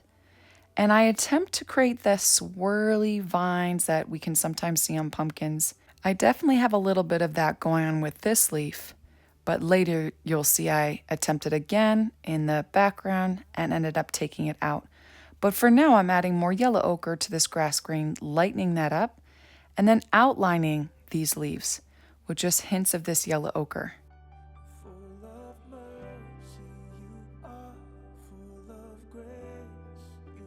Now I wanted that to be stronger, more bold, so I go in with more yellow ochre and a bit of white, a lot less green, and I do that again.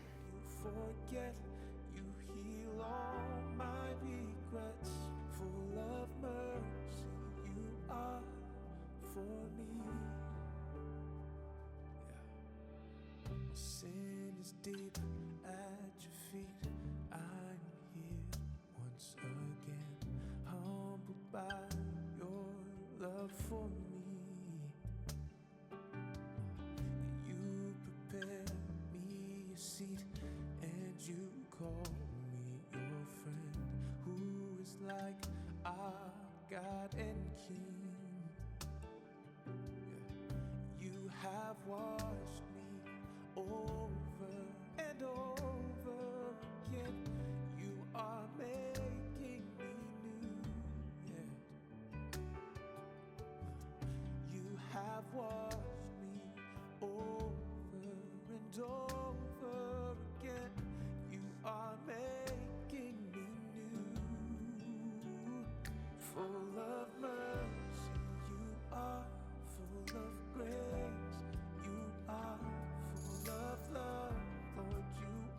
Now, the next steps, I think they look a little out of place, so I end up taking them out, but it's up to you whether you want to keep them or not.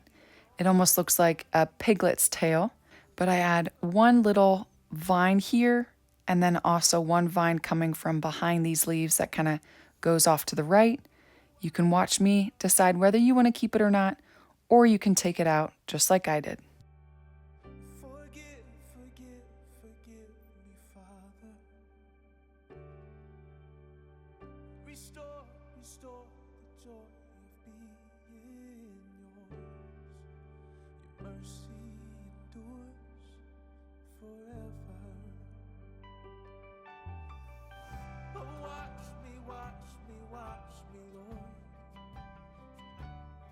And that's the beautiful thing of testing things out with acrylics. We just let it dry, or if it's dark enough, we can just simply mix up that dark color and paint right over it. I'm doing that with our background color of Prussian Blue and Burnt Sienna.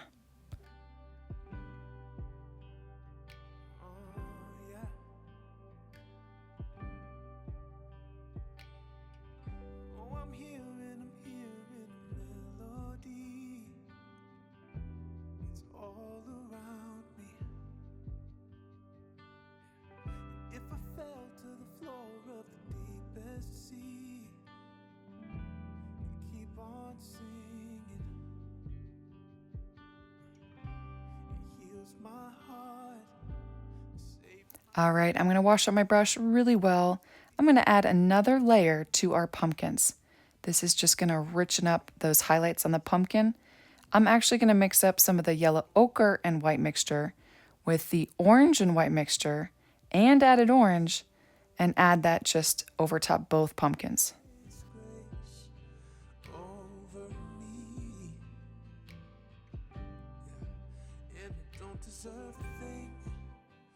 And I'll also increase the highlight over top that stem. And this kind of goes a little fast. It's a little hard to see, but I use burnt sienna, raw sienna, yellow ochre, and white. Burnt sienna, raw sienna, yellow ochre, and a tiny bit of white, just to add another layer over top that stem highlight. Oh, I failed time and time again. But it never stops you. It never stops you. Oh, you're loving me to the end. Now, I really wasn't kidding when I said at the beginning we would use these colors all the way till the end of this tutorial. We're gonna go back to our light orange, the white with the orange, with our size 1 liner brush, or any thinner brush you're more comfortable with. Liner brushes, rigger brushes, really long, thin bristles to create inner ear hairs. That's what we'll be doing next, over top some of that dark and medium blue. Now, I explain this process in detail in my masterclass, but what you want to do with inner ear hairs is, say for the right ear, on the far left side of that right ear, that's going to be the thickest part of your line, and then you slowly relieve pressure off your brush to create the end of that point, which is the thinnest part of that line, that inner ear hair.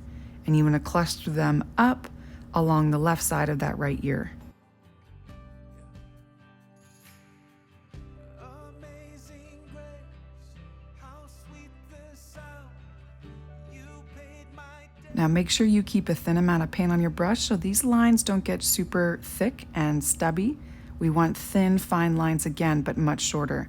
Here, right at the base of the ear, both sides. So I'm just gonna create these vertical lines now that are much shorter, over top some of the blue, cutting into the base of that ear. I'll do the same thing with our light yellow ochre and white mixture on the left side.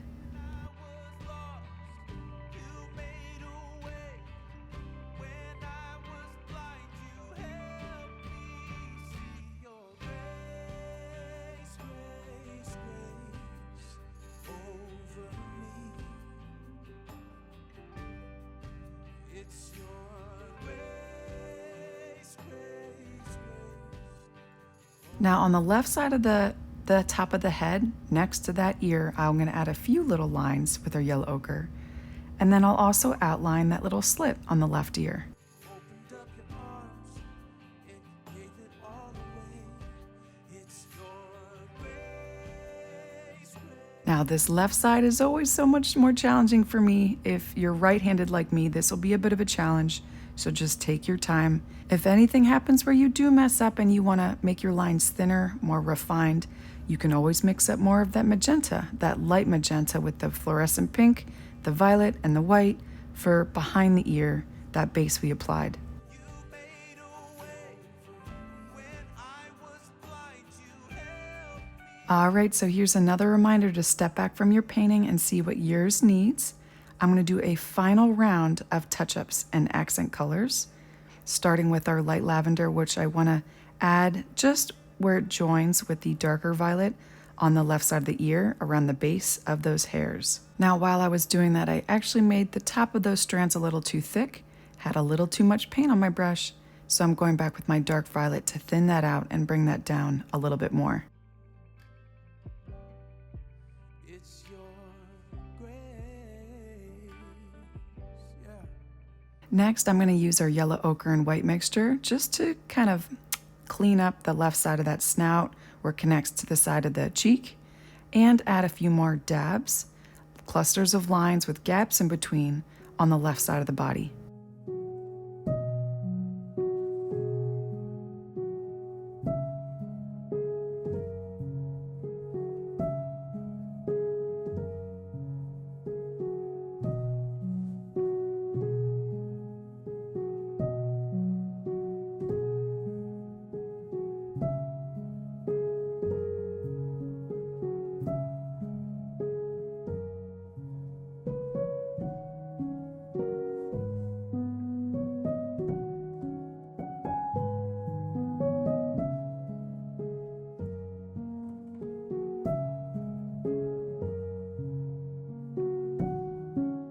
And next, over top that medium blue, going in with my light orange and white, I'm going to do the same thing on the right side of the body now.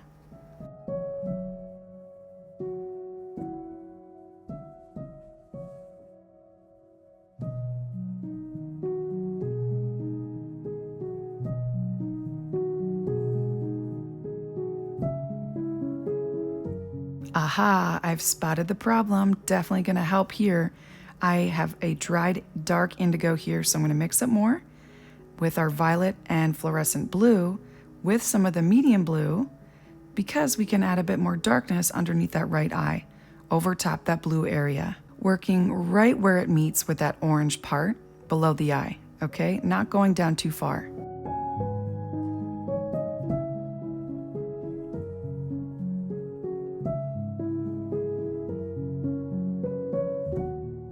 Now, I definitely think that stripe right below the right of the neck needs to be a bit darker. So the color we were just using, I'll apply there.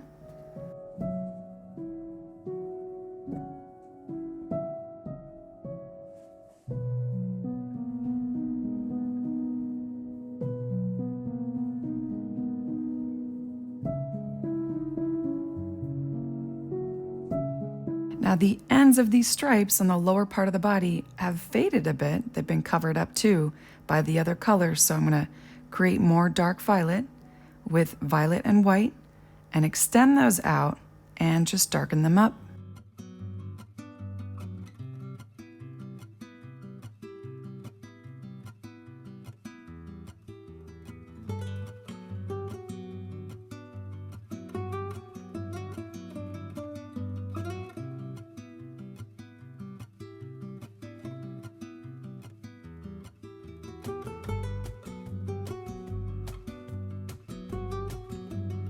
Now, to help you avoid the same mistake I made here on the back of this tabby, I extended that stripe out too far. It became too thick, but I only need to extend it up a little bit.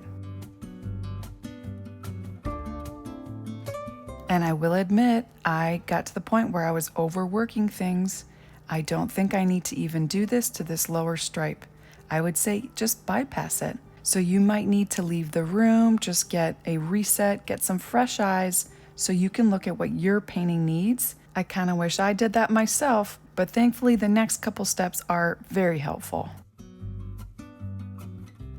Now, without going too dark on these areas, I want to use my deep indigo with some of the medium blue, add that on the far right of the bridge of the nose, and then doing that exact same thing on the left side of the bridge of the nose, over top the violet with a medium to dark violet, meaning it's darker than the violet we currently have there, but not too dark.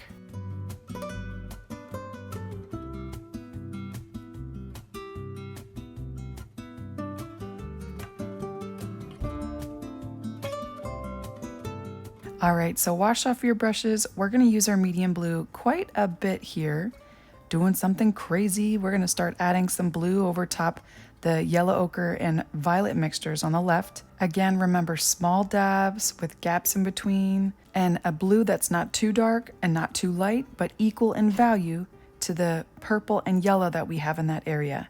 This is gonna be the same value. So if you watch me, I'll add this to quite a few areas on the body and the head.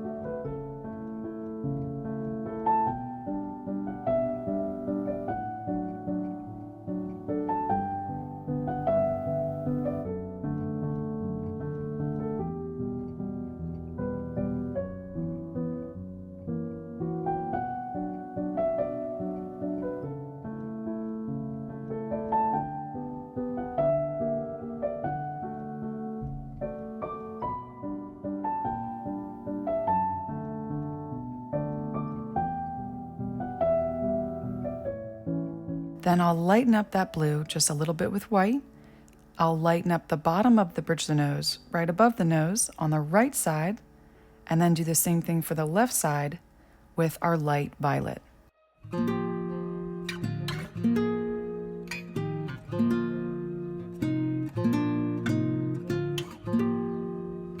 And for the last and final step that honestly, I think finishes the painting so well, I'm going to add that final line of glow from the moonlight on the right side of the face with our orange, our light orange mixture, bringing that carefully all the way down to the right side of the shoulder.